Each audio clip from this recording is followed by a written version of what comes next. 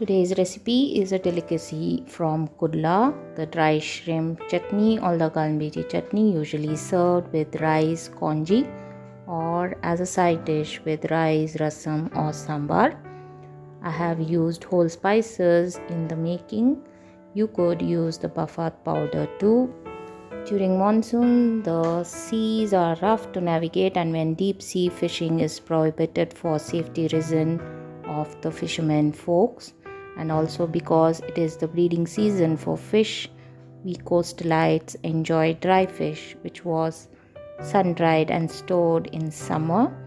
Dry shrimps are healthy for humans as it is a good source of omega fats, vitamins, proteins, and low on the calorie meter too.